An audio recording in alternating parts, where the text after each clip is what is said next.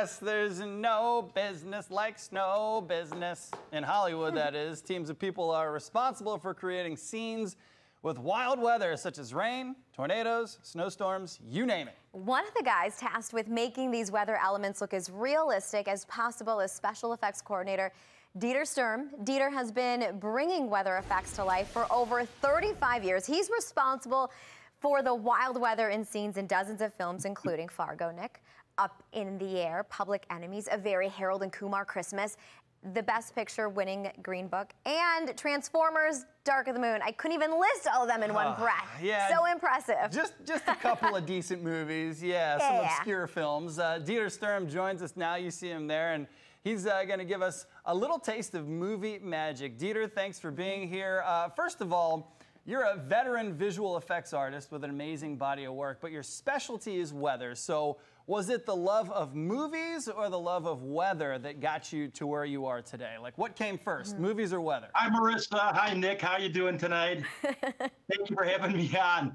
Well, I tell you, I've always been fascinated with weather ever since I was a little kid, you know, and being kind of one of these, you know, inventors. As I was growing up, I was always looking at different ways and means to actually even alter the weather with machines or some sort of techniques. And as I started getting into the world of special effects, you know, we do a little bit of mechanicals, we do pyrotechnics, we do electronics, we work with chemicals. The environments, you know, the weather, the rain, the wind, the snow, the fog, the hail, the lightning, all those great things, you know, I get to actually produce those and put those together visually man-made so that we can actually, you know, incorporate that into some film and video.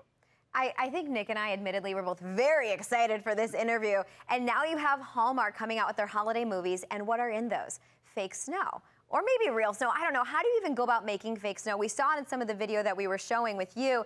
What are the materials that go into making it? And then do you have any you could actually show us? Yeah, we work with all different types of material. We work with ice. We have a special truck called the Snowmaker truck. As you can see right there, we're blowing out upwards to 800 pounds of snow per minute. So that's tonnage and tonnage of snow. So we could produce snow really quick. And this is the premium snow that we use all the time for motion pictures. This is where the actors have to actually be next to the snow. They have to interact with the snow. So it's very important that it looks as real as possible, and especially it's man-made, not Mother Nature. So, and then we also have another material. This is called water sculpt snow batting here. And it may look like, you know, like just cotton to you and me, but what we do is we roll it out onto the lawns, and then we actually spray it down with water.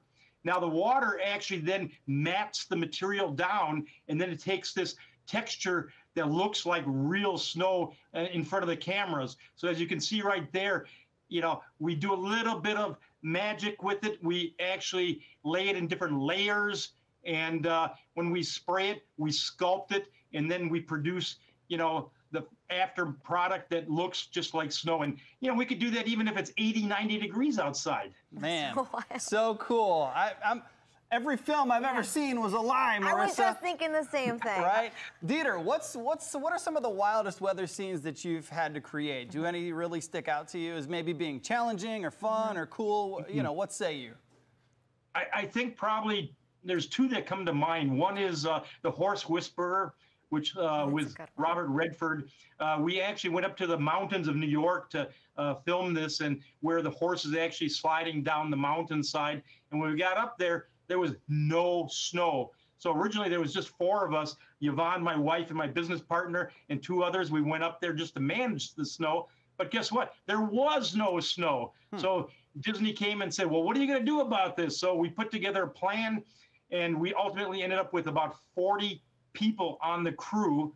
And with the Snowmaker truck and with the snow foam trailer system, I believe we went through about 56 semi-trailers of block ice in just 3 weeks. And that was a huge challenge because we were up in the mountains and we had to bring all this material up there and transform all this. We were working 24 hours a day in different shifts.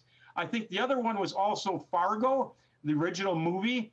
One that I remember was we were working at the airport in Minneapolis, and we're up 6 stories on top of the parking structure, and there was nothing up there, not one flake of snow. So we spent all afternoon and all night long, all the way up to 7 o'clock in the morning, with snow guns up there, and it was cold, and we were actually pumping water up like 6 stories up. I remember we were freezing all different types of fire hoses because it was so cold. And by the time the crew got there at 7 a.m., boom, perfect. It was all covered, 5 acres worth.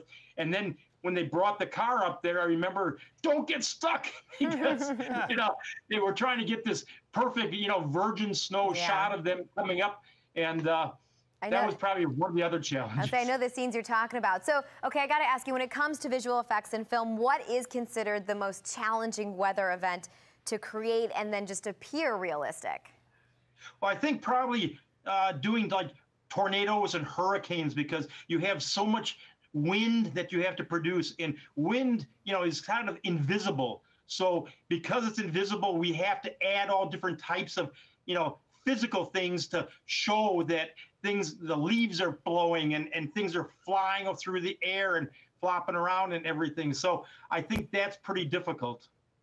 All right, listen, Dieter, we understand that you can maybe make some movie magic for us right now. Do you have a little you never know when you can ever, figure that it's going to actually start snowing. That is so actually cool. Right here in the studio, it's actually snowing right now. Huh, and go figure. That's what we do. Dieter, wait a second. I did not call for snow in Lake Geneva, Wisconsin, so yet another one of my forecasts busted. Can I buy that somewhere locally? Because that would be amazing to have Christmas morning near the tree for the kids. Wouldn't that be a lot of fun? Heck yeah, it would. Dieter, do you ever, if you don't want to go to work, just tell your boss, like, hey, there's a foot of snow in my driveway, and make some fake snow, take a picture and send it in? Sometimes people drive past our house and nobody else has snow except us. Ooh, I want to live next to your house. Awesome. All right.